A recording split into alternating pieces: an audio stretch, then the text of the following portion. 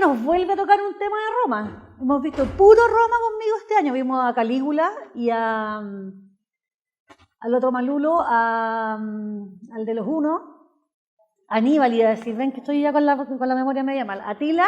Así que en la misma época y en el mismo tema, hoy día vamos a ver a Marco Antonio y Cleopatra. Yo siempre que hablo de Cleopatra, parto diciendo que uno cree que sabe. Uno cree que sabe mucho, pero lo mismo que habíamos hablado en las otras dos conferencias, no necesito micrófono, ¿verdad? ¿No? Ya. Lo mismo que habíamos hablado en las otras dos conferencias, que nunca hay que olvidarse que la historia del mundo antiguo que nosotros conocemos la escribieron los romanos. Y como en todas las épocas históricas, la historia la escriben los que ganan. Y el que ganó aquí fue Augusto. Entonces, Virgilio, Plutarco, incluso los historiadores judíos, que son los que más escribieron por ahí, por la época de Jesús, todos son pro imperio y por lo tanto pro Augusto. Por eso todo lo que sabemos de Cleopatra es que era una ramera, mala, calculadora, y todo lo que sabemos de Marco Antonio es que era un borrachín, mujeriego, que lo único que hacía bien era ser soldado. Pero no nos olvidemos que estos dos, aunque les voy a contar el final de la conferencia, no importa porque pasó hace 2000 años, estos dos perdieron una guerra contra Octavio y Octavio contó la historia. ¿Se fijan? Entonces, aparte de que hoy día vamos a ver la copucha de los amores de Cleopatra, por supuesto, con toda la historia que tiene de por medio, vamos a tratar de rescatar un poco su figura histórica, porque sobre todo en épocas feministas que estamos viviendo en este minuto en este país, tenemos que pensar que la historia de Cleopatra, tienen que imaginarse que es como que una princesa boliviana se casara con Obama y después con Trump. Y que los dos le dieran un pedazo a Estados Unidos de regalo. Imagínense no me resulta boliviana. Imaginémonos mexicana, que la hija del presidente de México se hubiese casado con Obama y Obama le hubiera regalado Texas a México. Lo dona, donación, ¿cómo se llama? Está tan famosa la palabra ahora con el Haya. Con soberanía sobre Texas. Pero después se le murió Obama y se casa con Trump. Y Trump le da 8 pedacitos más. ¿Se fijan? O sea, ese es el nivel de importancia histórica que tiene Cleopatra. Claro, lo que pasa es que ha pasado la historia del romance, que por lo demás es súper verdad porque tuvo hijos con los dos. Pero tratemos de enfocarlo desde un punto de vista más histórico y estratégico. Lo mismo con Marco Antonio. Marco Antonio, claro, finalmente nosotros lo vemos en la película como pintado como egipcio y medio ridiculizado, pero también fue un general muy importante. Julio César no hubiese ganado por toda la Galia, no hubiese conquistado todo lo que conquistó si no hubiese podido dejar en Roma, porque cuando Julio César se fue a conquistar todo lo que conquistó y hacer todas las guerras que hizo, dejó a Marco Antonio en Roma de cónsul. Y como les voy a contar un poco ahora, vamos a ver esta historia un poco rápido para llegar bien rápido a Cleopatra. El que se quedó en Roma y el que un poco construyó la leyenda del gran Julio César fue Marco Antonio. ¿Ya? Veamos. Ahí está más romántica como ha pasado la historia. Partamos diciendo que Cleopatra es una princesa griega, no egipcia. Yo sé que ustedes lo saben porque vienen de todas las conferencias. Pero el legado de la dinastía tolemaica, de la cual la última faraona es Cleopatra, es una dinastía griega. ¿Por qué? Porque Alejandro Magno, el 300 a.C., el más buen mozo de la historia, partió y conquistó el mundo entero conocido en ese entonces, ¿no es cierto? Era un macedonio del norte de Grecia, que primero conquistó Grecia, después conquistó Egipto, se transformó en un faraón. Alejandro Magno, además, era un general muy culto, muy amante de la cultura, se había educado de niño con el mismísimo Aristóteles. Entonces, cuando iba conquistando estos países culturalmente tan diferentes a Grecia, iba adoptando sus costumbres. Entonces, en Grecia se vistió de faraón, se convirtió y creía en Osiris y en Isis, etc. Y así Alejandro Magno fue, y en cada imperio que conquistaba dejaba un amigo. Entonces, en Egipto lo nombraron a él faraón primero, dejó un virrey. Y siguió avanzando y así lo hizo hasta que llegó a la India. En la India se detuvo y retrocedió y se murió el 323, se murió en Babilonia, estando en Babilonia. ¿Y cuándo se murió? Se murió sin descendientes, que no es tan verdad, tenía un montón de descendientes, pero los mataron a todos. La historia cuenta que se murió sin descendientes, y la leyenda dice que estaba en su cama mortuoria y dijo que me suceda el mejor. Entonces sus generales, íntimos amigos, se dividieron este gran imperio en lo que llamamos el imperio helenístico o de los diádocos, que primero tuvo un poco de paz, pero finalmente hubo una guerra súper larga que se llama Guerra de los Diádocos, que no lo vamos a ver nosotros en este momento, pero que dividió todo el imperio. Todo esto fue lo conquistado por Alejandro Magno, que lo conquistó solo en 10 años, imagínense lo buen general que era. Los más importantes fueron el imperio Seleucida, que es el imperio que tomó sobre el imperio persa a cargo del general Seleuco, por eso se llama Seleucida, que era bien malulo, hizo guerra con todo el mundo.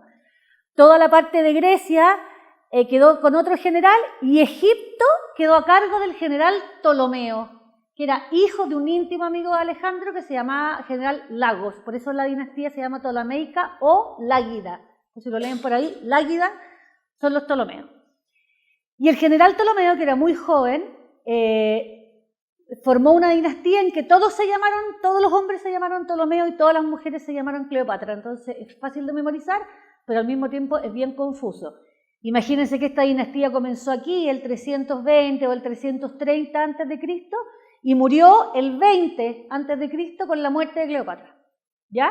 O sea, es una dinastía larguísima, una de las más largas de la historia de Egipto, que por supuesto no la vamos a ver entera, pero vamos a hablar un poco de este Ptolomeo I, que fue un muy buen soberano, que logró establecer esta larga dinastía y esta especie de leyenda mitológica. Por eso es que uno no sabe tan bien que los ptolemaicos eran griegos. Se fija, hay un montón de gente que se sorprende cuando yo parto diciendo que Cleopatra era una princesa griega, porque los Ptolomeos, al contrario que los otros diádocos, asumieron totalmente la cultura del país que habían conquistado. ¿Por qué? Porque los egipcios eran ancestralmente muy cerrados, muy nacionalistas y muy diferentes a todo el resto de las nacionalidades.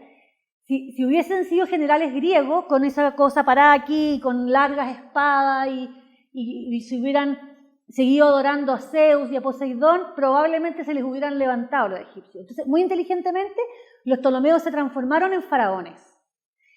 De hecho, Ptolomeo I creó una especie de nueva religión, como un Zeus escondido en este dios, que se llama Serapis, que es como, se le hizo toda una mitología que era uno de los maridos de Isis.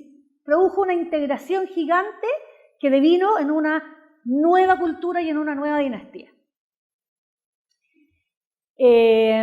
Esta vez no lo vamos a ver de a uno, pero por si alguien tiene la curiosidad, esta es toda la dinastía de los Ptolomeos.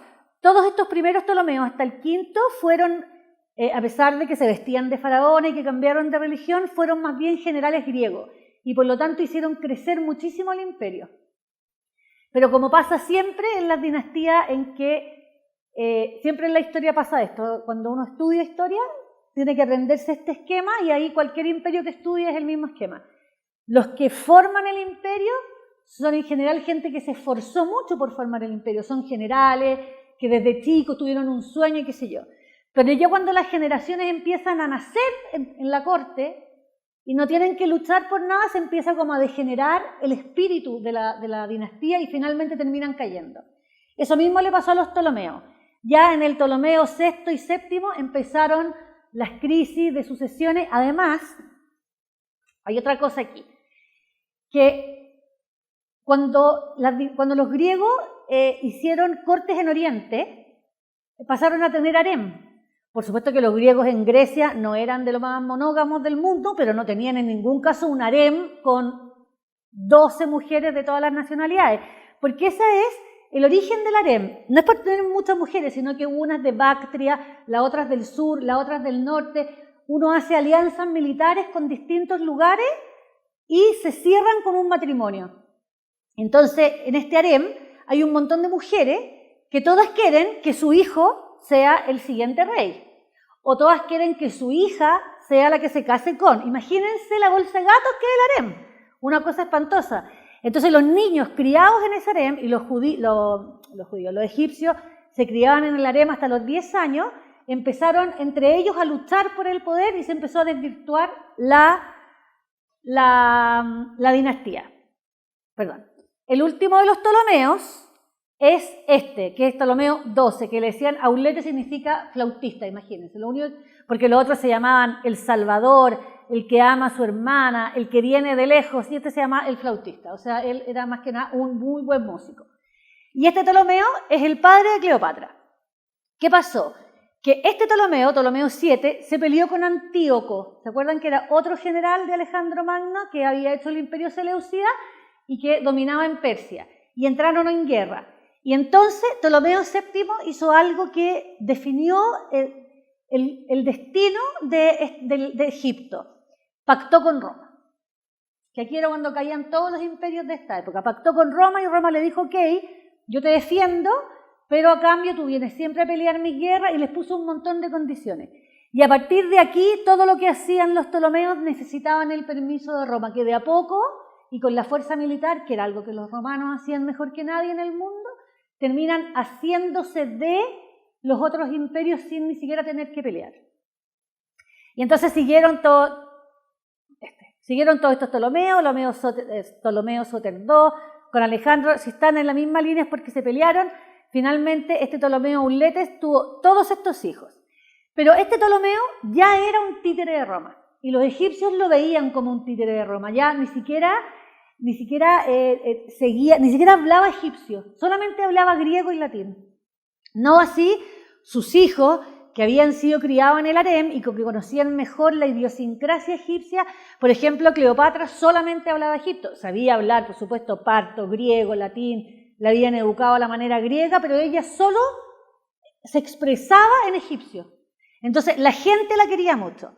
Entonces se hizo una especie como de levantamiento y expulsaron a Ptolomeo XII, que se fue a Roma, y quedó gobernando la más malvada, que se murió al tiro y por eso no la conocemos, Berenice IV, que era la hermana mayor de Cleopatra. Se quedó gobernando en Egipto, pero Roma, que no le convenía esta porque era muy mala y muy, muy egipcia, armó a Ptolomeo de vuelta, lo trajo de vuelta y hicieron un levantamiento. ¿Por qué les cuento esto que parece irrelevante? Porque cuando Ptolomeo volvió a Egipto, con todo el poder romano detrás, lo primero que hizo fue llamar a todo el pueblo y a todos sus hijos y matar a Berenice, su hija, al frente de todos los hermanos. Y los hermanos tenían que mirar y tenían que aplaudir porque esa Berenice había traicionado al padre. O sea, en este ambiente llegó el padre, que no hablaba egipto, mató a la hermana, llegó lleno de generales romanos, entre ellos el mismísimo Marco Antonio, que era mucho mayor que Cleopatra, lo conoció de muy chiquitita en este momento. Mató a Berenice y inmediatamente tomó el trono y diseñó una especie como de monarquía colegiada, en el que de ahora en adelante sus hijos gobernarían de a dos, para que no volviera a pasar lo que había pasado con Berenice. En este Egipto se cría Cleopatra entonces, en este tipo de estrategias, en el fondo aprendió que una mujer tenía que ser tan estratega como un hombre, era capaz de llevar el poder, y entonces se dedicó desde muy pequeña a tener una educación completamente helenística. Estudió filosofía, los que le contaba recién, hablaba un montón de idiomas, hablaba retórica, tenía la misma educación que los generales romanos, y probablemente mucho más que Marco Antonio, que ya vamos a ver la infancia de Marco Antonio, que fue nada que ver. Fue educada en la Alejandría helenística. Alejandría en la época de Cleopatra era una ciudad cosmopolita, como no existían otras ciudades en ese momento.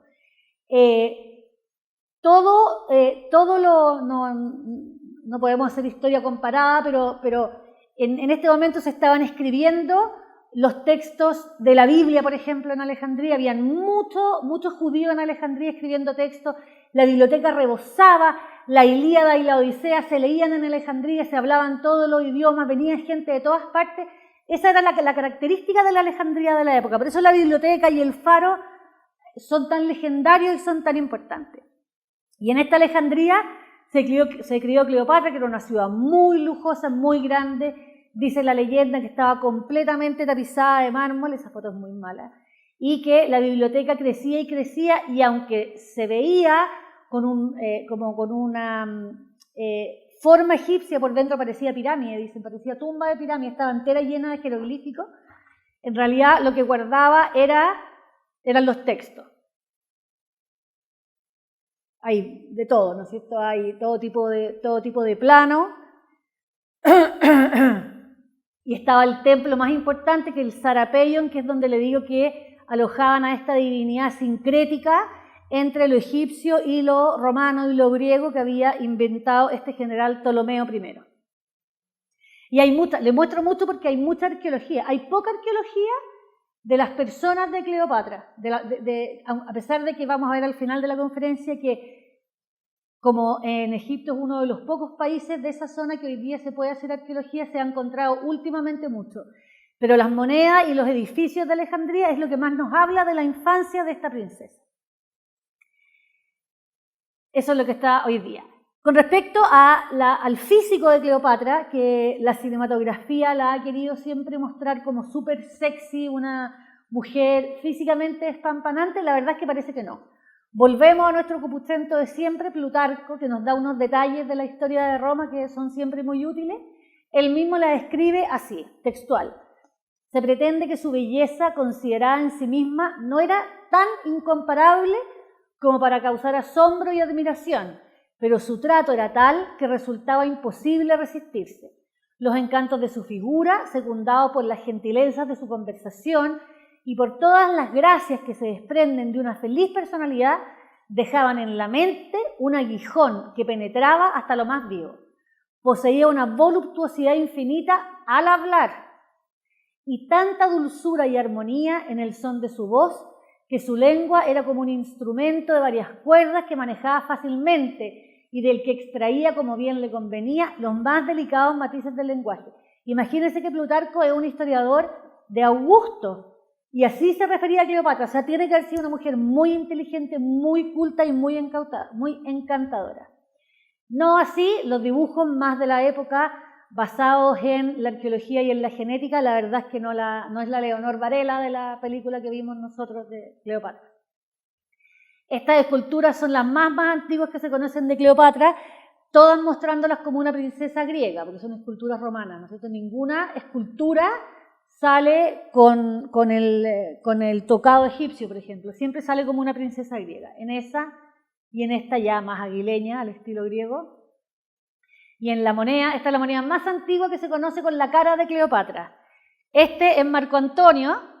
Marco Antonio mandó a hacer esta moneda mucho después de lo que estamos hablando, cuando venció en una de las guerras cuando fueron a conquistar Oriente, que fueron juntos.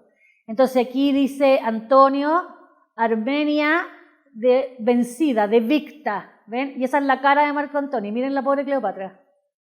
Cleopatra, Dios, esa reina y madre de reyes, dice aquí. Porque eso es lo que a Cleopatra más le importaba. Se van a dar cuenta mientras vayamos viendo su vida que todas las decisiones que ella tomaba, las tomaba para privilegiar a sus hijos, para que sus hijos quedaran como en puestos de poder.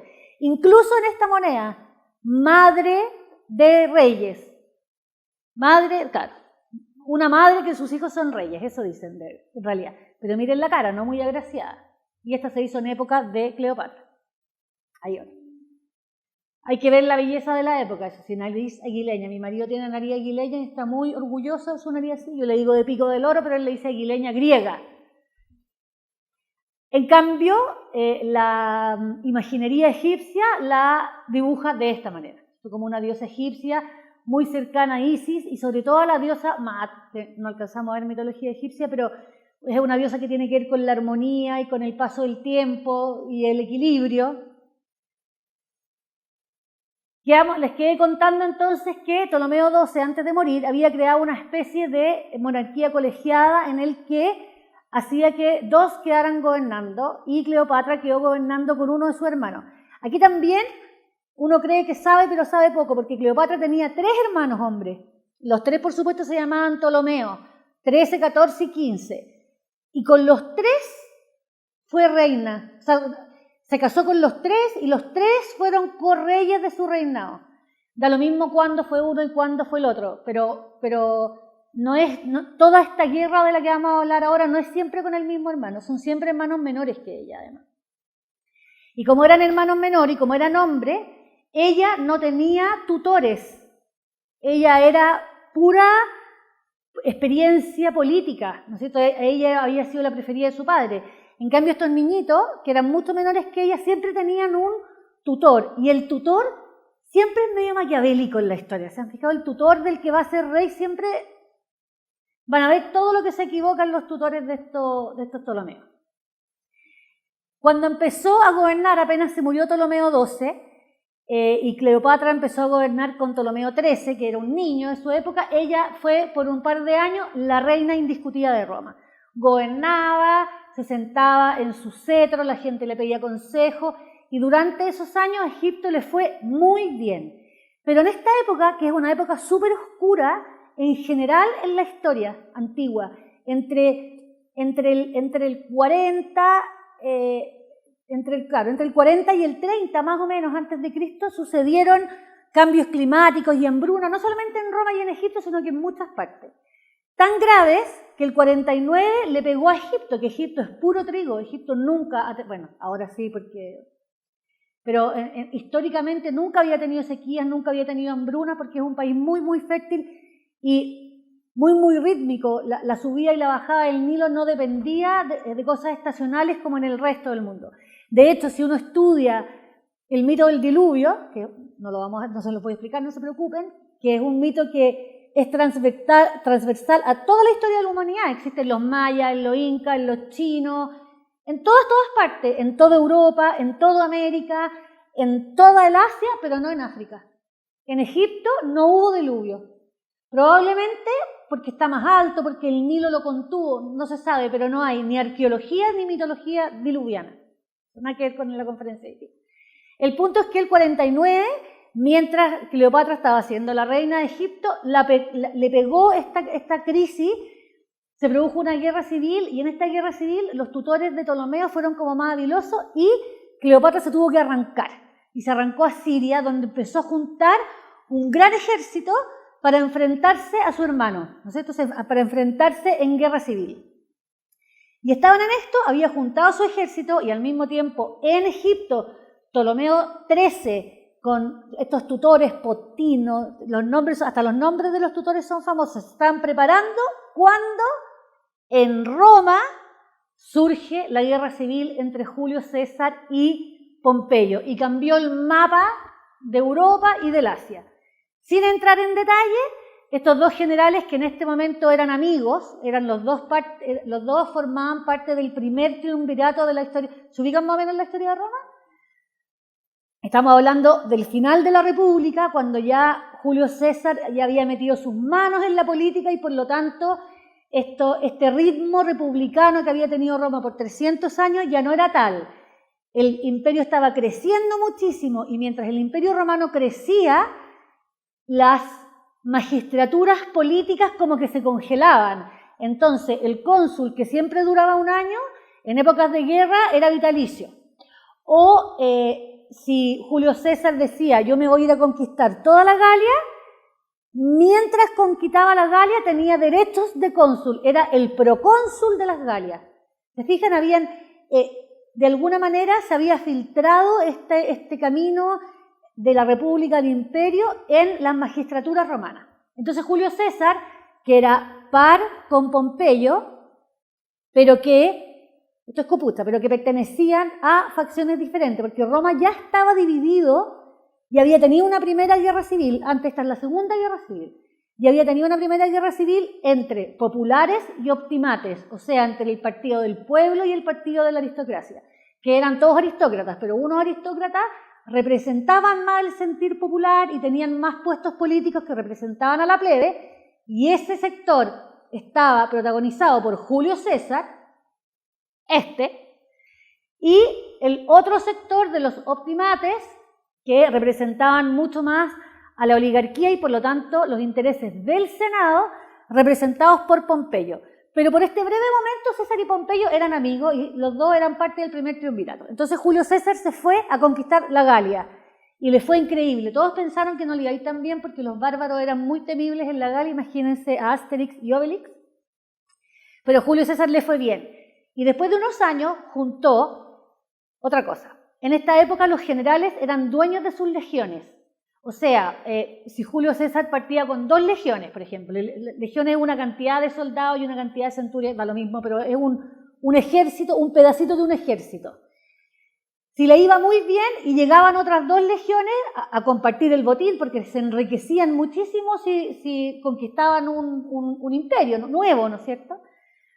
Esas legiones eran todas fieles a Julio César, mucho más que a Roma. ¿Ya? Ese es un dato para entender la guerra civil. Entonces Pompeyo tenía sus legiones y Julio César tenía sus legiones. Y Julio César en la Galia alcanzó a juntar tanto poder, tantas legiones y tanta riqueza que se transformó en un peligro para el Senado. Y entonces Pompeyo como que les dio la espalda y lo mandaron a llamar. Tienes que volverte y venir aquí al Senado porque había matado, lo acusaron de un montón de cosas, que había matado mucho, tenía un montón de causas pendientes. Pero Julio César sabía que si entraba solo a Roma, lo iban a matar. Pero no podía entrar con sus legiones porque estaba prohibido por religión, por ley y por religión. Acá hay un río que se llama Rubicón. Aquí está dibujado con una raya blanca, pero es como así, cruza toda Italia. Esta parte de Italia era sagrada y no podían entrar soldados. Y Julio César venía de aquí arriba, ¿no es cierto?, de la Galia. Y entonces Julio César, sabiendo que si venía a Roma solo lo iban a matar, cruzó con todas sus legiones. Aquí es donde se paró en el Rubicón y dijo, la suerte está echada, alea jacta est, que es algo que uno le dice a su hijo muchas veces. Alea jacta est, y llegó a Roma y se produjo la Segunda Guerra Civil Romana, que no se las voy a contar, pero se trata de que Pompeyo arranca por todo Asia hasta Egipto, por eso les empecé a contar esto, y que Julio César lo persigue. Las líneas azules, o en este caso como Calipso, son Pompeyo arrancando, y lo rojo es Julio César persiguiéndolo. Ahora, Julio César, que es de todas maneras la figura histórica más importante de la historia de Roma, salvaje, estudiarlo es lo más entretenido que hay, porque era mujeriego, lo criaron mujeres, inteligente, bueno, en fin.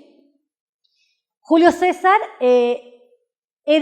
lo perseguían cronistas, iba gente escribiendo al lado de él. Entonces el César dijo que, y él mismo también escribía sus propias batallas. Entonces sabemos mucho de lo que pensaba durante todas estas guerras. Y lo que él quería, porque él necesitaba el apoyo de Pompeyo. Lo que César quería era dar vuelta a Pompeyo. Quería convencerlo de que él no quería ser rey, no quería ser un tirano y que volvieran juntos a Roma, porque Julio César sabía que corría peligro sin el apoyo de los senadores en Roma. Lo hacía súper bien en la Galia, estaba súper bien en Egipto, en otras partes del imperio, pero en Roma, que era lo que a César le obsesionaba, no estaba seguro sin Pompeyo. Entonces lo persiguió, en el fondo sin alcanzarlo, lo perseguía y lo perseguía, pero siempre evitando un enfrentamiento armado. Hasta que el pobre Pompeyo llegó a Egipto. Pompeyo era el tutor de Ptolomeo XIII. Ya desde que Egipto se había transformado en una especie de protectorado de Roma, los Ptolomeos habían tenido siempre un tutor. Entonces Pompeyo dijo, en ninguna parte voy a estar mejor que en Egipto. Entonces llegó en barco a Egipto, de esto hay mucho arte, este es uno de los miles de cuadros que hay. Se bajó al bote como salvavidas, se acercó al puerto y Potino, el tutor, el profesor de Ptolomeo XIII, le cortó la cabeza, pensando que esta guerra civil la estaba ganando Julio César y que era la protección de César la que le convenía al niño en su guerra contra Cleopatra. Le cortó la cabeza y atrás llegó César. Ese momento es el que muestra este cuadro. Aquí está el pobre Pompeyo sin cabeza y aquí está el niño y el tutor mostrándole a César y César horrorizado con esta cabeza. Asesino, le gritó, los mandó matar.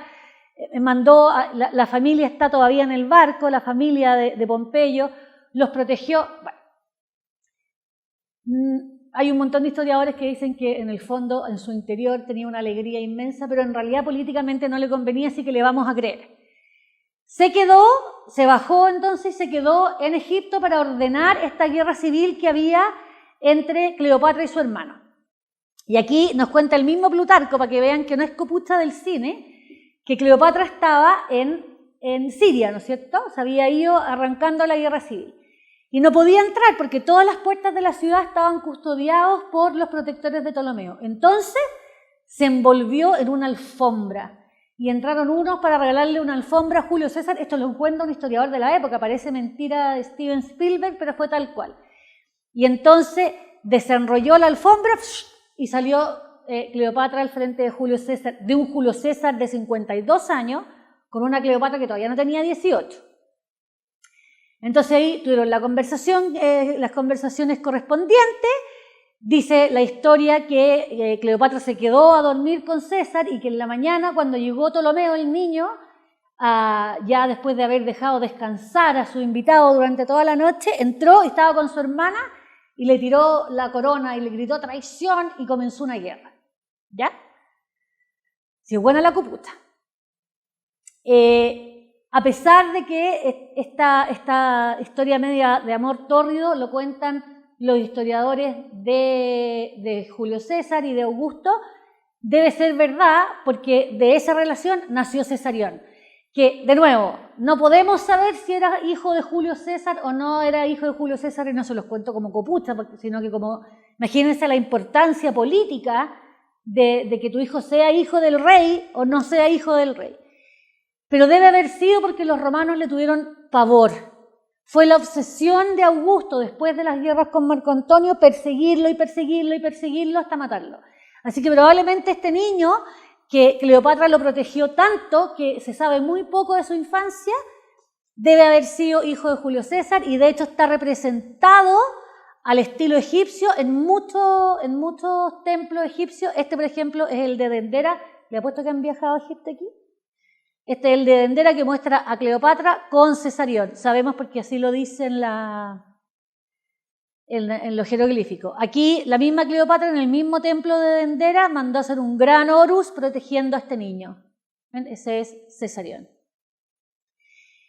A la mañana siguiente, entonces, Julio César tuvo que tomar la decisión de quién se iba a quedar reinando, pero como Julio César era frío y calculador y inteligente, dirimió según la ley que venía desde Ptolomeo II y los hizo seguir teniendo esta especie de monarquía colegiada y mandó a Cleopatra a seguir gobernando con su hermano.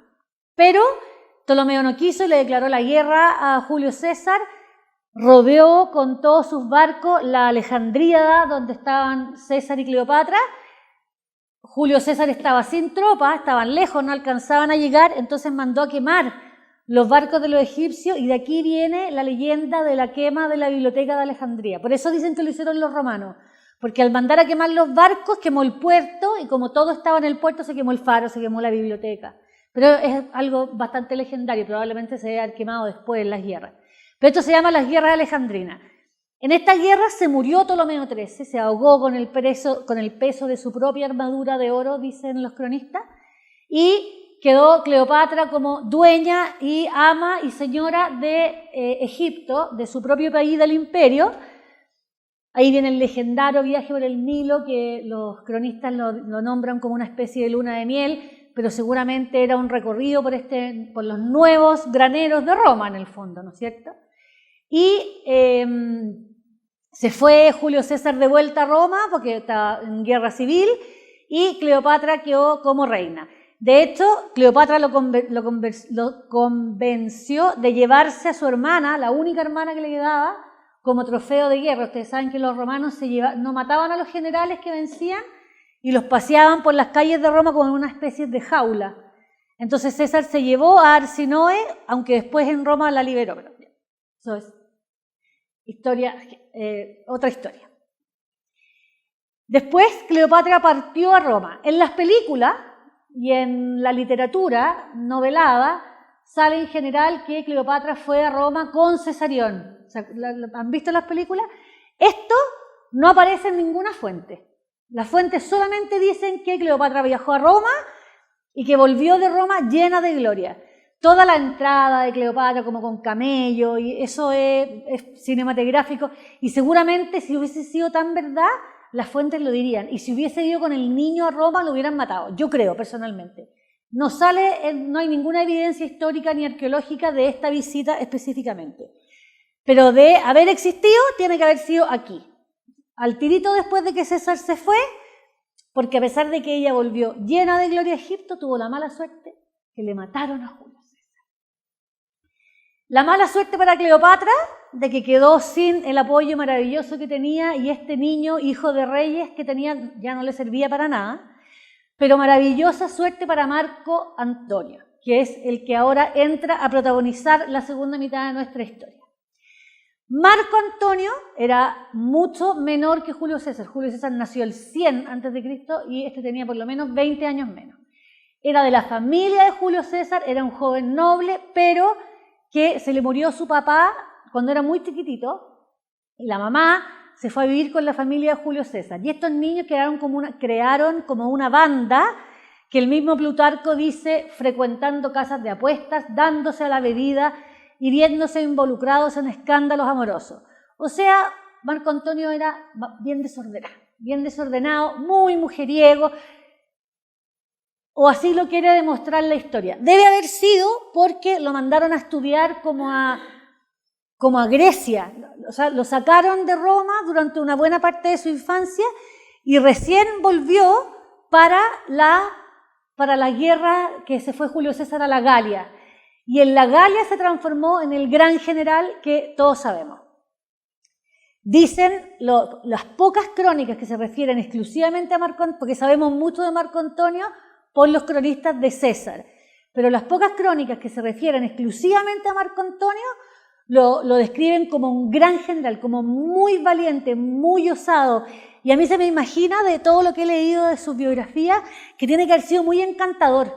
Era como, tenía ese tipo de personalidades que seducía incluso al enemigo. Entonces llegaba a pacto muy rápidamente. Cuando lo mandaban, los romanos tenían que, por religión, mandar primero una sección diplomática antes de declarar la guerra. Entonces cuando mataban a esos diplomáticos, cuando los diplomáticos volvían diciendo no quieren paz, recién podían declarar la guerra. Dice en la biografía de Marco Antonio que siempre lo mandaban a él y muchas veces lograba la paz, nada más que como con una especie de habilidad social. Yo me lo imagino simpático y inteligente, y buen mozo.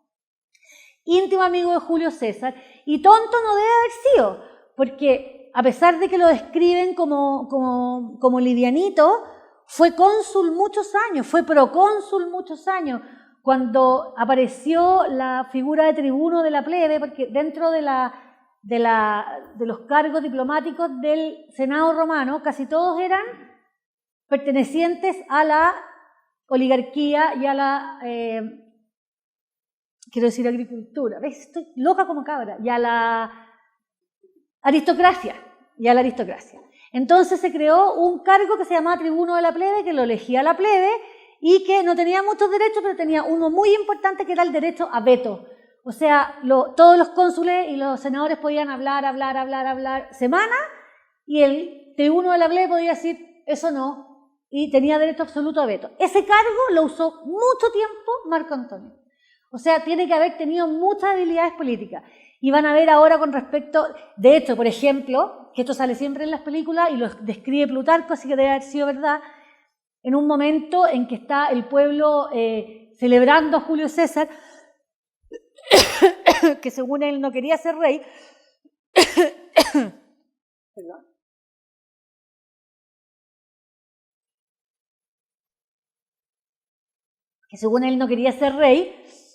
llegó Marco Antonio y tomó una corona que tenía guardada y se la puso al frente de todo el pueblo, y el pueblo, ¡el rey! Julio César, por supuesto, se la sacó y dijo, no, en Roma no hay reyes, aquí tenemos un estilo republicano, pero eso fue un acto muy ensayado. Imagínense la habilidad política que es poner en el pueblo una idea que el pueblo ni siquiera sabía que tenía. Bueno, ese tipo de amistad tenían estos dos. Tenía su propia fortuna y ¿por qué les digo yo que la muerte de Julio César fue una suerte para Marco Antonio? Porque los conjurados, que son el grupo que mató a Julio César, sintieron que tenían el apoyo de todo el mundo, porque todos los senadores, o prácticamente todos los senadores, los apoyaron. Y ellos pensaron que el pueblo romano también los iba a apoyar. Entonces, cuando lo mataron, saben, ¿no es cierto? Lo mataron así a cuchillazo y finalmente le dijo, tú también, hijo, le dijo a Bruto, que era hijo de Servilia, eso lo pueden ver en las películas, da lo mismo.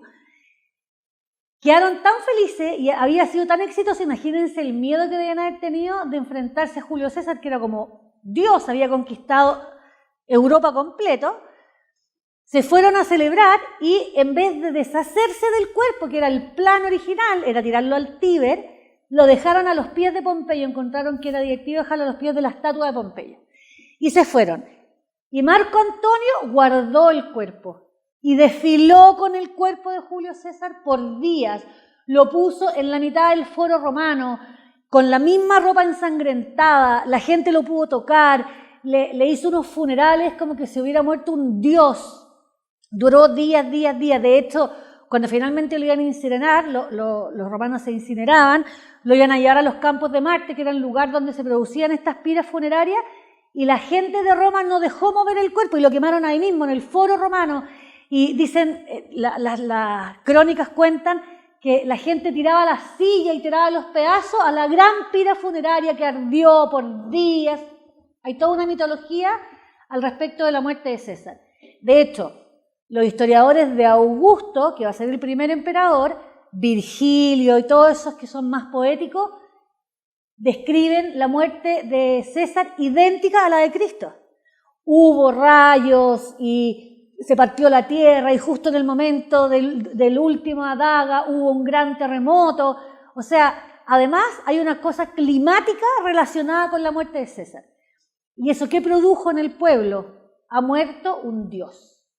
Ha muerto un dios y por lo tanto, los que lo siguen, Marco Antonio al principio, le duró poquito la suerte, pero Marco Antonio primero y después Augusto son hijos de dioses. Esto que les estoy diciendo muy simplemente algo mucho más complejo que para una conferencia completa, pero es tan importante que es la base emocional y cultural de todo el Imperio Romano, que es la etapa que viene a partir de toda esta copucha que estamos contando hoy día.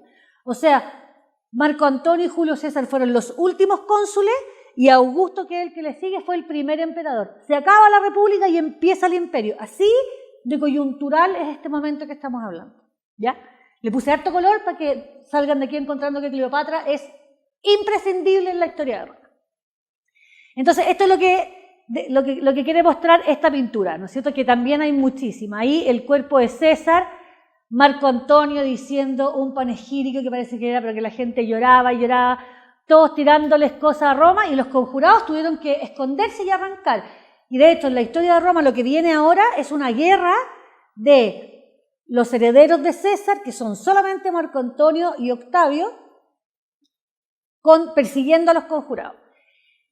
Una de las cosas que hizo Marco Antonio en este momento del funeral fue leer el testamento de César, que César, habiloso hasta muerto, había dejado unos terrenos en la orilla del Tíber para el pueblo de Roma, le dejó plata a todo el pueblo de Roma, le dejó una parte de su fortuna a Bruto, que fue uno de los que lo mató. Ahí parece que mientras leían este testamento, que seguramente debe haber estado inventando Marco Antonio mientras hablaba, esta parte de Bruto por lo menos, la gente salió corriendo a matar a Bruto porque este inocente, tan buena persona, incluso le había dejado parte de su testamento.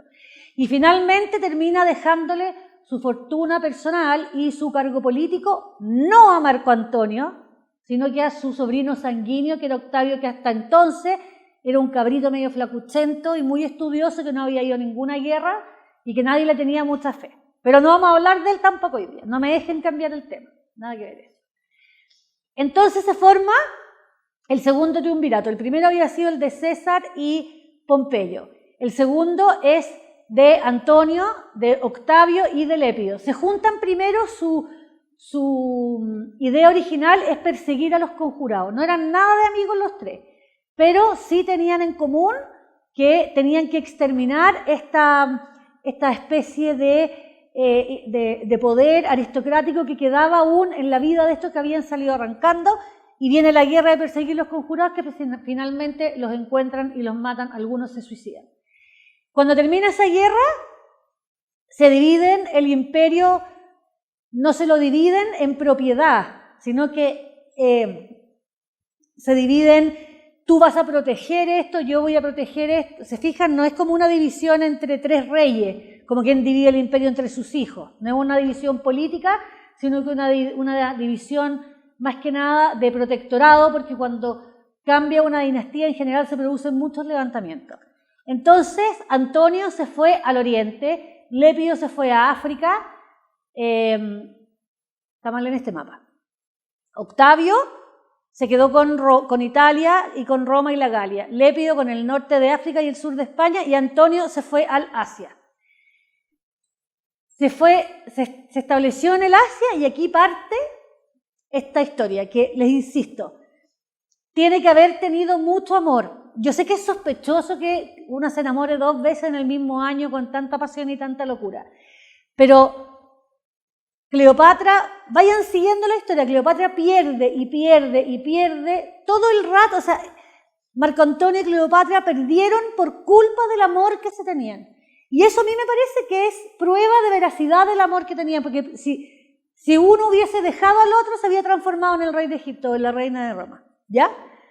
Primero, él llegó a Oriente y sabía que para dominar toda esta zona tan convulsa necesitaba la ayuda de esta reina, que en época de César había quedado como una mujer muy, muy poderosa, y la manda a llamar y se entrevistan en lo que se llama la entrevista de Tarso, que Plutarco la cuenta con mucho detalle, y el arte lo ha representado en todos hay hasta de Picasso, un cuadro de la entrevista de Tarso. Dice Plutarco que ella sabía que tenía que impresionar no solamente a Marco Antonio, sino que a Roma. Tenía que mostrarse, a pesar de que Egipto ya no era lo que era antes, tenía que mostrarse como una diosa, tenía que ser Afrodita la que se presentara frente a Marco Antonio. Entonces, dice el propio Plutarco, dice, todo fue exceso. Él mismo lo cuenta así: en una nave con velas de color púrpura que se deslizaba por las tranquilas aguas rodeadas por suaves perfumes que invadían el aire, Cleopatra dominaba la situación sentada en un trono dorado situado a lo alto de la popa, bajo un dosel bordado también en oro. A su alrededor iban niños maquillados como amores, y su tripulación, que manejaba remos de plata, estaba formada únicamente por mujeres de gran belleza vestidas como Nereidas y como Gracias, que son unas diosas griegas. Se trataba claramente de la epifanía de la diosa Afrodita, lo que presenciaron las poblaciones ribereñas y los habitantes de Tarso. Mientras tanto, Marco Antonio, expectante, recibiría a la reina sentado en el estrado, en lo que él siempre daba audiencia. En este encuentro, dice la leyenda que Cleopatra le dijo a Marco Antonio que ella era capaz de sentarse y en una sola comida gastar una gran fortuna, mucho más grande que lo que Marco Antonio nunca hubiera soñado. Entonces tomó una perla rara, dice la leyenda, y la disolvió en un vaso de vinagre. Durante la comida se terminó de disolver la perla, y después ella se tomó este trago de vinagre, que tiene que haber sido bien. Seguramente es mito, porque por supuesto que los historiadores y los científicos han tratado de eso, hacer perla en vinagre, y no se puede. Pero así cuenta Plutarco que fue este encuentro, en que los dos quedaron pero profundamente enamorados el uno del otro, llenos de los dos. Tienen que además pensar que todo esto es en Oriente. Nos estamos acostumbrados a pensar en los romanos como en unos soldados medios brutos y con una moralidad de mucho trabajo y de mucha agricultura, ¿no es cierto? Las películas romanas en general son con una moralidad más bien campestre, de trabajo, de acostarse temprano, pero esto es Oriente. Cuando los romanos se van a Oriente y se encuentran con este lujo, siempre se produce una especie de orientalización. De hecho, la cultura que se creó con el imperio de Alejandro Magno se llama helenística por eso, porque no es griega ni es oriental, es helenística. Yo tenía un profesor que le decía cuando el occidente, cuando Grecia se vistió de Oriente, ¿ya? No alcanzamos a ver arte, pero se creó todo un estilo nuevo. Y esto es lo que le pasa a Marco Antonio en su encuentro con Cleopatra. Acá hay otro cuadro, se fijan ahí, Cleopatra, totalmente francesa, disolviendo su... Y hay otra más, se fijan, hay muchas. Entonces Cleopatra luego de esto vuelve a Egipto, a Alejandría en realidad, feliz de nuevo con esta gloria de tener a su lado uno de los generales romanos más importantes, y aquí es donde Marco Antonio se equivoca, políticamente hablando, y al mismo tiempo cuando demuestra su amor por Cleopatra. Porque en vez de cuidar las fronteras orientales, que era lo que Octavio le había dicho que hiciera, sale atrás de Cleopatra y la va a ver a Alejandría. Y se queda en Alejandría por 1 año. Y después de ese año nacen los mellizos, que Alejandro, o sea, Marco Antonio y Cleopatra tuvieron 3 hijos, 2 mellizos y después otro hijo hombre. Aquí nacen Alejandro, Helios y Cleopatra Selene, los hijos después de este encuentro, que son estos 2, ¿ven? Aquí para que les explico la cantidad de simbología que hay aquí, pero no lo alcanzamos a ver, pero ellos heredaron este imperio. Vamos a ver al final de la conferencia qué fue de su vida. En este año en que Marco Antonio se quedó con Cleopatra, se transformó en el fondo en una especie de dios egipcio. Aquí es donde las películas lo muestran pintado con negro y vestido de dorado, un poco, había cambiado de religión. Imagínense que tuvo 2 hijos y le permitió a Cleopatra ponerle Alejandro, Helios y Cleopatra Selene a sus propios hijos y hacerles escultura al estilo de la religión egipcia. No es que los romanos fueran muy religiosos, que no lo eran por lo demás, eran mucho más supersticiosos que religiosos, pero el Júpiter capitolino y el águila de las legiones eran símbolos patrióticos y guerreros de la gloria de Roma. Lo que Alejandro tenía que hacer en Oriente era defender la gloria de Roma, y la gloria de Roma no estaba en Alejandro, Helios, a pesar de que Helios es un dios griego, no un dios egipcio, pero no estaba en transformar su vida al estilo egipcio, sino que al contrario. Y esto fue lo que hizo de los romanos empezar a desconfiar de él. Descuidó tanto la zona oriente que pronto, ya el 40, los partos, que son el peligro permanente del Asia para el Imperio Romano, se levantan y tiene que volver a pactar con Octavio. Tiene que dejar a los niños y a Cleopatra, juntarse con Octavio, firmar una cosa que se llaman los Acuerdos de Brindisi, que no solamente lo llamó al orden, sino que además lo hizo casarse con Octavia, su hermana, la hermana de Octavio. Tuvieron que tener un hijo obligatoriamente, tener una hija y quedarse a vivir con ella en Atenas y dejar a Cleopatra.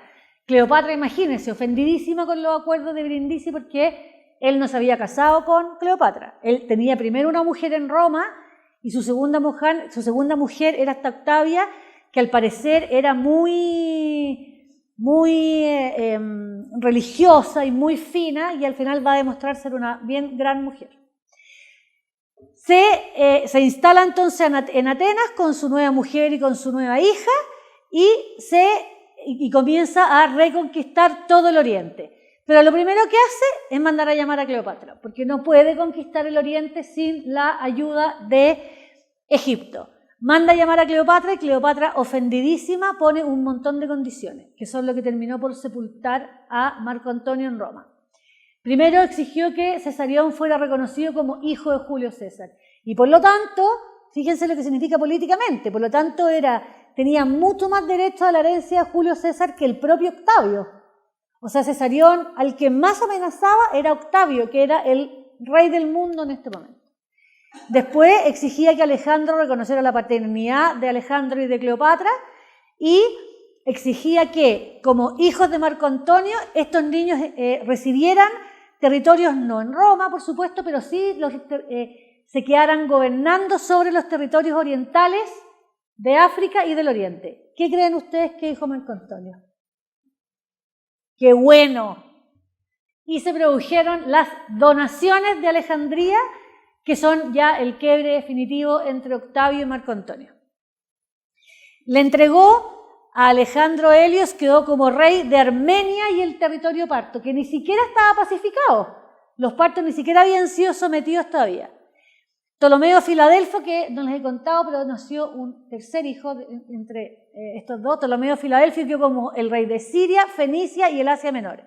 Y Cleopatra quedó con el título Reina de Reyes, gobernadora sobre todos los territorios africanos. Y Roma solo se había quedado con todos los triunfos europeos, por ejemplo. Estos son territorios solo los del Oriente, obviamente todo lo del Occidente y lo de Hispania, ¿no es cierto? Pero en el Oriente solamente con Grecia y Macedonia. Esto produjo ya el quiebre definitivo y le dio a Octavio un argumento para enfrentarse con Marco Antonio, porque acuérdense el amor del pueblo de Roma por Marco Antonio. La historia de Roma Lamentablemente uno la ve en el colegio y después no la ve más, y en el colegio todo son causas y consecuencias y fechas y batallas, y nunca hay lo que subyace por debajo, porque la historia de Roma la manda el pueblo, a pesar de que no se nota mucho, pero se fijan que en las películas siempre hay juegos y leones, y son súper demagogos los emperadores, porque ellos saben que es el amor del pueblo lo que legitima algo. De hecho, los emperadores se transformaron en dioses, se deificaron después de muertos, excepto los más locos como Calígula, que vimos el primer semestre, se deificaban porque eran hijos de Julio César, que se había transformado en Dios porque había temblado el día de su muerte, etc.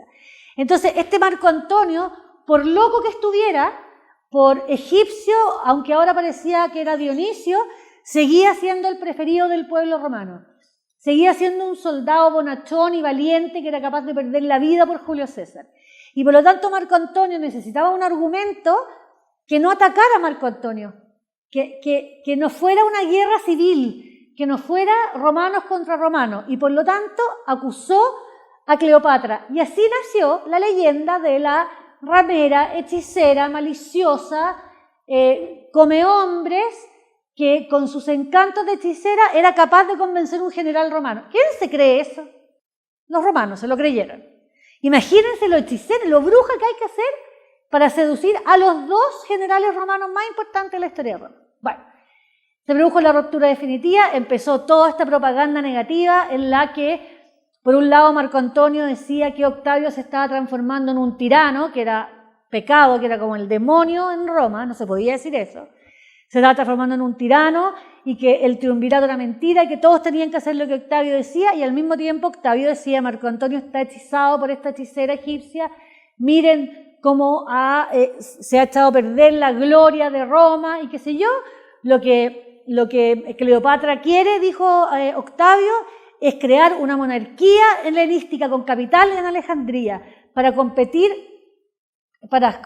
contra la gloria y el poder de Roma. Y eso el pueblo romano no lo aceptó y apoyaron la guerra contra Cleopatra, no contra Marco Antonio. Marco Antonio era una especie de hombre bajo los influjos de la magia negra. Y entonces se produjo la famosísima batalla de Actio o Actium. Por supuesto que entre medio hubo otras cosas, pero se produjo esta batalla que, ya que esta conferencia se trata del amor, de la veracidad del amor entre Marco Antonio y Cleopatra, esta batalla fue más o menos así. Aquí las tropas verdes son las tropas de Antonio y Cleopatra y las rojas son las de Marco Antonio, las de Octavio, ¿verdad? Por supuesto que cada uno eligió unas ciudades a los dos lados de esta especie de bahía. Los egipcios, digámosle egipcios a las tropas de Cleopatra y romanos a las tropas de Octavio, ya para no confundir. Las tropas egipcias entraron desde esta especie de golfo o bahía y las romanas venían desde el mar. ¿Qué pasó? Cleopatra venía aquí, dice Antonia, porque el barco de Cleopatra se llamaba el Antonio. Cleopatra venía en este barco y inmediatamente se dio cuenta que no tenía ninguna posibilidad de ganar esta batalla. Y entonces pensó, dicen los cronistas, en sus hijos. Pensó que ella tenía que llegar primero a Alejandría, guardar todos los tesoros, esconderlos en una tumba que ella tenía construida hace mucho tiempo, antes de que las tropas romanas llegaran y saquearan las riquezas de Alejandría. Entonces Cleopatra huyó por entre medio. Acá está los barcos de Marcos Agripa, el típico íntimo amigo y muy buen mozo de Octavio, y acá las naves de Octavio que entraban unas por un lado y las otras por el otro. Yo por supuesto que no sé de estrategias navales, pero hay profesores que hacen una conferencia completa de lo salvaje que fue esta batalla. Y arrancó Alejandría. Y Marco Antonio, en vez de quedarse con toda esta cantidad de naves que tenía a defender la batalla, salió atrás de Cleopatra, él solo en su barco. Y todos los otros barcos con soldados romanos, al ver que Marco Antonio huía detrás de esta mujer, se dieron vuelta y se transformaron en legiones de Octavio. Entonces, en esta batalla no solamente perdió la facción de Marco Antonio, sino que además Marco Antonio perdió sus legiones que cambiaron su fidelidad a Octavio. Y entonces se fueron Marco Antonio y Cleopatra de vuelta a Alejandría, y vivieron estas últimas, les quedaban 2 semanas, y vivieron las películas en general es lo que viene ahora, lo que cuentan. Dice Plutarco que Marco Antonio se transformó en un borracho ermitaño que se encerró en el Palacio de Alejandría y que no quería ver a nadie, que de hecho Octavio, que no se atrevía a entrar a la fuerza a Alejandría, porque si hacía eso, Marco Antonio lo iba a enfrentar y lo iba a tener que matar, y Octavio no quería matar, igual que César con Pompeyo, para que vean cómo tiene que haber algo de historia en eso, no podía matar a este héroe, tenía que tomarlo preso y de alguna manera rehabilitarlo, o tenía que morir de alguna manera que no fuera de la mano de Marco Antonio, de Octavio. Y por eso Octavio no entraba nunca en Alejandría, a pesar de que estaba lleno de legiones. Entonces, durante toda esta semana, Marco Antonio se dedicó a matar, le mandaban mensajeros con propuestas de paz y Marco Antonio los mataba o los abofeteaba y los devolvía todos heridos. Dicen que en estos días también Cleopatra se encontró muchas veces con Octavio y que incluso trató de seducirlo, pero que Octavio, que era como un filósofo y era además mucho menor, dijo que no, pero él le dio muchas vueltas, que Cleopatra había tratado de seducirlo para profundizar en esta leyenda, ¿no es cierto?, de hechicera media frescolina. Finalmente, Marco Antonio le pidió a Cleopatra, que Cleopatra, acuérdense además que entre pitos y flautas, como había llegado primero a Alejandría, había saqueado las arcas reales, había saqueado todas las tumbas y había guardado esos tesoros en una tumba que ella había construido para sí misma. Y le digo esto porque ese tesoro todavía no lo han encontrado. Por si quieren transformarse en arqueólogas, vayan a buscar esos tesoros. Dicen, por supuesto, que los mandó con Cesarión en alguna parte del Oriente, pero los arqueólogos andan como locos buscando ese tesoro, que lo vamos a ver al final de la conferencia. En toda esta entrevista, entonces, Octavio lo que más quería era que Cleopatra le entregara a Marco Antonio, pero no hubo caso.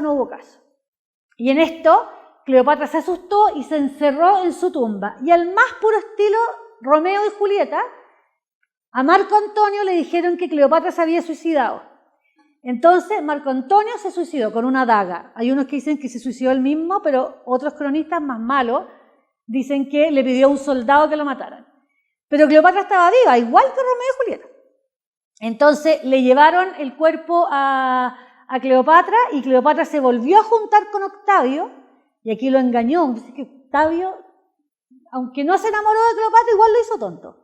Le dijo que si le dejaba si dejaba que ella hiciera funerales como de rey a Marco Antonio, imagínense, ahí hay amor, ¿o no? Para que no vengan después a decirle que era una fresca, que no.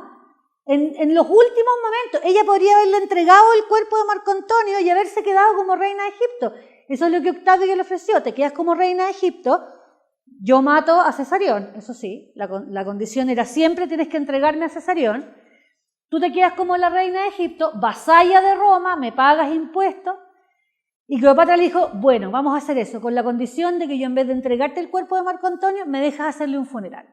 Entonces ella le hizo estos funerales de rey egipcio, de Dionisio, a su gran amante, y después ahí hay mucho también arte al respecto de estas entrevistas entre Octavio y Cleopatra, pero después de estos funerales, que fueron el 9 de agosto, el 12 de agosto es la muerte de Cleopatra.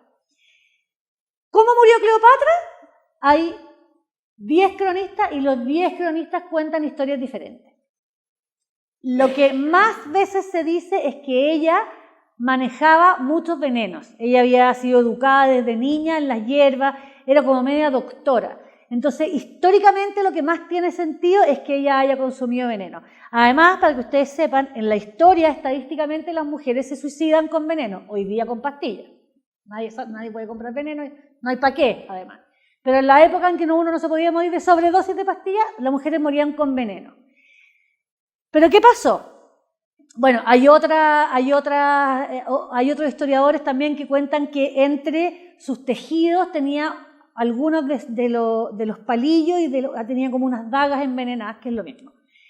Pero, como Cleopatra se suicidó y Octavio no pudo llevar un cuerpo para pasearlo por Roma como un esclavo, llevó una estatua de Isis vestida con ropas de Cleopatra y esa estatua de Isis tenía envuelta como en el pecho una serpiente, porque Isis muchas veces, como Isis es la diosa maga de la regeneración y la serpiente es mala para nosotros, los católicos, pero en todo el resto del mundo es buena, es regeneración, es vida, no se sabe muy bien si es porque cambia la piel o no se sabe, pero se han fijado que el caduceo que uno va a la Cochinchina y si ve una serpiente en un palito, una farmacia, dice uno, porque es salud, es vida. Bueno, por eso Isis tiene siempre una serpiente enrollada en el cuello o en la cabeza. Como llegó esta estatua, se creó como la especie de mito de que Cleopatra se había suicidado con unas serpientes que le habían picado. Que no lo cuenta ningún cronista de la época, pero es lo que la historia cuenta, que yo lo encuentro medio raro, habría usted picarse. Pero el arte lo muestra así, como picada por serpiente. Después de esto, Augusto quedó entonces señor y rey de Roma, que por supuesto que no vamos a ver el imperio, pero es muy importante porque gracias a esta vuelta de tuerca, gracias a esta especie de rendición de Cleopatra, la misión, el mito, la idea, la leyenda de hijo de Dios que compartían a Octavio y Marco Antonio quedó exclusiva para Octavio. Y Octavio a partir de esto creó el Imperio Romano, uno de los imperios más importantes de la historia del mundo. Octavio en vida nunca fue llamado exactamente emperador, fue el príncipe Augusto, el primero, los emperadores empezaron un poco después de él, pero llegó a ser incluso divinizado después de su muerte. ¿Qué pasó con el resto de los Ptolomeos? Después de la muerte de Cleopatra, Octavio mató a Cesarión, pero los otros 3 niños, y aquí les digo para que se reconcilien con Octavia, los otros 3 niños se fueron a vivir con Octavia, la mujer de Marco Antonio, hermana de Octavio. Y vivieron porque Ptolomeo vivió un montón de tiempo y lo mató Calígula después. Y Cleopatra Selene se casó con Juba II, un rey asiático de Mauritania, y fueron los padres del último de los Ptolomeos que cuando se murió se extinguió la dinastía Lágida. Hoy día sabemos toda esta historia, les insisto, porque hay muchos cronistas, no solamente cronistas, que no es necesariamente historia, sino que hay mucho arte. Hay muchas monedas, que ya lo hemos hablado cada vez que yo les explico lo mismo, pero las monedas de la época se consideran arqueología, ¿no es cierto? Porque nos muestran la cara, nos dicen que eran casados, que estaban juntos, etc. Pero aparte de eso, y sobre todo últimamente, se ha estado descubriendo un montón de cosas de la antigua Cleopatra. Están como locas, ahora hay le apuesto que a ustedes les gusta el History Channel porque son historiadores innatos. Se fijan en el History Channel cuando hablan de Egipto que hay el ministro de arqueología, creo que es que se llama Salih, un típico egipcio fanático de la arqueología. Ya, él está como loco buscando la tumba de Cleopatra. Y tienen más o menos ubicados 2 lugares. Este es uno, que es la costa de Alejandría, que antes incluía esto verde, pero hoy día está hundido. Y en esta parte hundida hicieron una excavación arqueológica y salieron una cantidad de joyas y de estatuas, incluso tienen como una cara, así como con pera de poto, no hay otra forma de decirlo, como la mía, que dicen que era la máscara mortuoria de Marco Antonio. Salieron este tipo de cosas. Joyas al estilo de la que el arte ha descrito de Cleopatra. No, esto es de Endera, pero para que vean que aquí está como con esas joyas puestas en los brazos, se fijan las que han sido encontradas después. Estatuas de mármol, que esto tiene que ser de la época de Cleopatra, no solamente por la antigüedad del material, sino que por el estilo artístico. Se fijan que la muestran como una princesa griega, no como una princesa egipcia. ¿Ya? Ahí es monedas también. Este es Ptolomeo I, igual a Nerón. Se fijan que los mostraban a todos más o menos iguales. Esa es un fresco que encontraron de la vida y la riqueza en el Nilo por ahí por el 30 a.C., o sea, cuando Cleopatra era faraona. Y estatuas como esta que han ido saliendo, todas estas son de la zona, se llama Heraclión, esta ciudad que está ahora hundida. Una estatua que viene de ahí, que es del siglo II y que, bueno, ahora se llama la reina sin nombre. Fíjense, yo siempre cuento lo mismo, que las estatuas romanas y egipcias siempre tienen cortada la cabeza. ¿Saben por qué? ¿Cuento? Ya les conté en Calígula. Porque les sacaban la cabeza y les ponían la del emperador nuevo. ¿Se han fijado que en los museos hay puras cabezas? Se llaman como los bustos, pero es porque les cortaban esto, botaban a Nerón y ponían a Calígula encima del mismo cuerpo. Por eso casi siempre están rotas las cabezas. Este es Osiris, todo esto de la época ¿Puedo bajar un poco la luz para que se vea mejor? ¿Se hace acá? Ahí la chunté al tiro, ¿viste? Ahí Osiris se supone, aquí está al revés de lo que les mostré antes. El niño es Cesarión y lo que tiene en brazos es la figura de Osiris.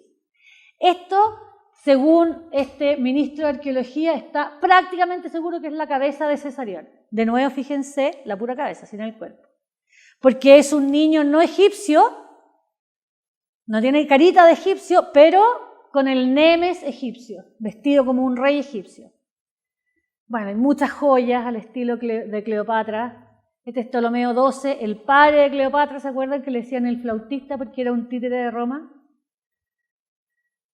Y fotos así de cosas. A mí me fascinan imagínense lo poco, miren la embarcación, lo poco científica y las maravillas que van sacando. Y ahí, antes de que las saquen, esa es la reina sin nombre, ¿se acuerdan que se las mostré? Ahí está.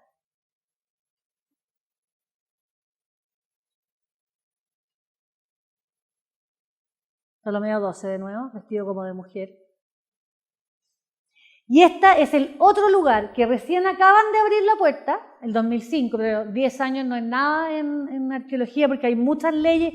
Imagínense que Henry Carter, el que descubrió la tumba de Tutankamón, descubrió un escalón. Él sabía más o menos, ¿dan creer lo que les estoy contando? Perdón. Pero él sabía más o menos dónde tenía que estar la tumba de Tutankamón. Y cuando descubrió un escalón, cerró y empezó con los permisos, con los papeles, con las notarías. Imagínense tratar de sacar un trámite en Egipto. Se demoró 10 años entre ese escalón y la puerta que estaba 15 escalones más abajo. Imagínense lo lento que es hoy día. Antes no, pues. Como antes era llegar y llevarlo, los arqueólogos llenaban y se llevaban todo a Londres y a Francia. Egipto aprendió su lección. Entonces hoy día esta mujer, que es una venezolana, para que vean que está Latinoamérica, ahí descubrió estas tumbas. Y aquí, ella textual dice, hemos descubierto 15 catacumbas, esto en Alejandría, con momias cubiertas con hojas de oro. Tenemos evidencias importantes de que las momias que tenemos, los restos humanos, las vasijas, las lámparas y todos los que tenemos de las tumbas son del periodo de la propia Cleopatra. En eso están ahora, desentrañando esto. Imagínense que saquen a Cleopatra y a Marco Antonio, y ahí está, ¿ven? Esta es la máscara que se supone que es Marco Antonio porque a pesar de que estaba ahí en Temporisis Magna, o sea, en estas catacumbas de Alejandría, es una cara griega. Esa manito es del ministro de Arqueología. Ya, preguntas, copuchas, cagüines. Como siempre, ese es mi mail. Yo encantada les mando la clase. Ustedes me mandan un mail y me dicen, yo fui a Marco Antonio y Cleopatra, porfa, mándame la clase, y yo de vuelta les mando la clase. Para profundizar en estas copuchas hay mucha literatura. No se pierdan porque hay unas que son bien sensacionalistas y otras menos. Siempre el mejor para contarnos cosas de Egipto es Christian Jack, que tiene muchas trilogías, la trilogía de Cleopatra, la trilogía de Alejandro Magno. Son todas de Christian Jack, que a pesar de que son novelas, él es un historiador y sabe y en general históricamente están súper bien. Pero Christian Jack habla siempre de Marco Antonio, del amor entre Cleopatra y Marco Antonio. Si quieren saber del de César con Cleopatra, que aunque más corto, histórica y políticamente es más importante, el mejor es César y Cleopatra, de Philip Vandenberg. Ahora, yo tengo los dos en PDF. Así que cuando me manden ese mail, me pueden decir, y mándame los libros también, por favor.